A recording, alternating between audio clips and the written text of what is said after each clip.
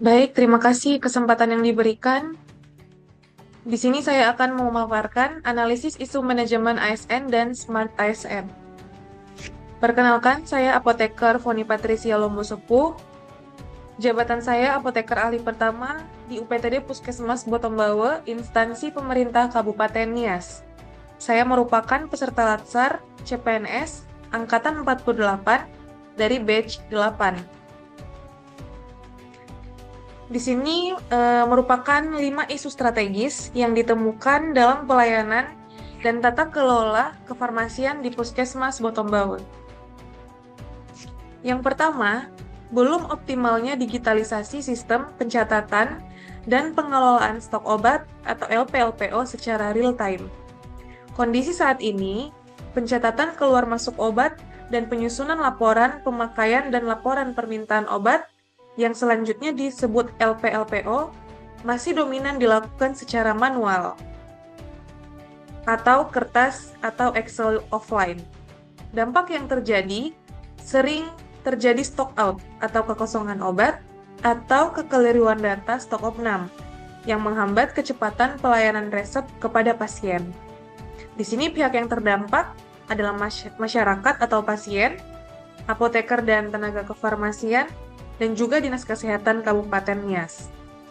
Kemudian isu yang kedua, kurang optimalnya edukasi penggunaan obat yang benar atau yang disingkat dagu-sibu kepada pasien. Kondisi saat ini, keterbatasan waktu konseling dan tempat yang kondusif di ruang farmasi menyebabkan pemberian informasi obat terbatas, hanya sebatas cara minum saja misalnya. Jadi media digital belum dimanfaatkan secara optimal, yang melanggar nilai Smart ASN. Nah, dampaknya di sini, tingginya risiko kesalahan penggunaan obat atau medication error oleh pasien di rumah, penyalahgunaan antibiotik, serta ketidakpatuhan pasien kronis. Di sini yang menjadi pihak terdampak adalah pasien, keluarga pasien, dokter, dan juga apoteker. Kemudian isu yang ketiga, masih rendahnya kedisiplinan pembaruan data sasaran pasien kronis yang selanjutnya disebut prolanis dalam pelayanan kefarmasian. Kondisi saat ini, data pasien kronis yang mengambil obat rutin belum terintegrasi baik secara digital antar subunit di puskesmas yang mencerminkan belum maksimalnya nilai manajemen ASN. Nah, dampaknya di sini terjadi drop out pengambilan obat rutin pasien kronis tanpa follow up yang cepat dari petugas. Nah, untuk pihak terdampaknya di sini ada pasien prolanisnya sendiri, pengelola program prolanis, dokter, dan juga apoteker. Kemudian kita masuk kepada isu yang keempat, belum maksimalnya penerapan penerima resep digital di Polipuskesmas. Kondisi saat ini, dokter masih menggunakan resep kertas, yang kerap menimbulkan hambatan keterbacaan tulisan tangan. Hal ini juga kurang mencerminkan implementasi Smart Governance dan Smart ASN. Untuk dampaknya, dapat meningkatkan risiko medication error akibat bisa salah baca nama, obat, dosis, serta memperpanjang waktu tunggu pasien di depo farmasi. Yang menjadi pihak terdampak di sini adalah pasien, dokter, dan juga petugas depo farmasi. Kemudian isu yang terakhir, kurang optimalnya penerapan sistem pelaporan efek samping obat secara digital. Kondisi saat ini, pelaporan monitoring efek samping obat yang selanjutnya disebut MESO jarang terdokumentasi dan diunggah ke aplikasi e-MESO BPOM karena minimnya pemanfaatan sistem pelaporan digital di tingkat puskesmas. Dampak yang terjadi, potensi bahaya atau reaksi obat yang tidak diinginkan pada pasien itu tidak terdeteksi atau tidak terekam secara nasional. Yang menjadi pihak terdampak di sini sudah pasti pasien, BPOM, Kementerian Kesehatan, dan seluruh tenaga kesehatan. Kemudian di sini kita lanjut poin yang kedua, yaitu analisis tapisan isu. Gunanya menentukan isu utama atau core issue dengan menggunakan teknik analisis APKL atau aktual, problematik, kekalayakan, dan juga kelayakan. Nah, berdasarkan matriks penapisan isu metode APKL ini, core isu terpilih adalah isu yang pertama yang memiliki poin paling tinggi, yaitu belum optimalnya digitalisasi sistem pencatatan dan pengelolaan stok obat atau LPLPO secara real-time di UPTD Puskesmas Botombawe. Kemudian kita masuk kepada poin yang ketiga, yaitu analisis akar penyebab menggunakan fishbone diagram dan analisis USG. Nah, di sini merupakan analisis penyebab belum optimalnya digitalisasi stok obat di puskesmas. Di situ terdapat 4 poin. Yang pertama itu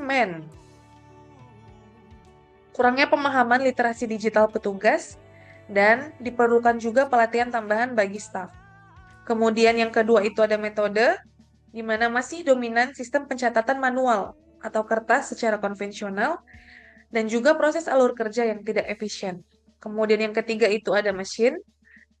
Yang pertama itu sistem atau aplikasi internal belum terintegrasi secara penuh, dan juga keterbatasan infrastruktur, perangkat lunak, dan juga perangkat keras. Kemudian yang terakhir itu ada lingkungan, di mana belum tersedianya SOP khusus mengenai input stok digital dan juga ketidakseragaman dalam adaptasi teknologi.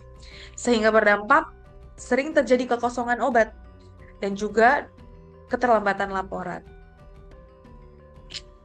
Kemudian berdasarkan analisis USG, akar penyebab isunya yang di poin paling tinggi itu adalah yang pertama, sistem pencatatan manual yang dominan menjadi hambatan utama percepatan digitalisasi stok obat kefarmasian.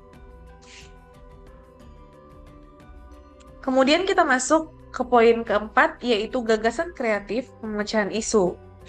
Untuk mewujudkan smart governance dan penerapan smart ASN, gagasan kreatif yang dapat diusulkan adalah sebagai berikut. Yang pertama adalah inovasi e-stok obat atau digitalisasi lembar stok kefarmasian, di mana mengembangkan dan mengoptimalkan spreadsheet terintegrasi berbasis cloud, misalnya Google Sheet atau Simpus modul farmasi, yang dapat diakses secara real-time oleh seluruh tim kefarmasian. Kemudian yang kedua, penyusunan SOP dan panduan ringkas digital. Ini membuat petunjuk teknis input data obat yang responsif dan mudah dipahami oleh seluruh petugas farmasi. Kemudian yang ketiga itu adalah edukasi internal atau in-house training literasi digital.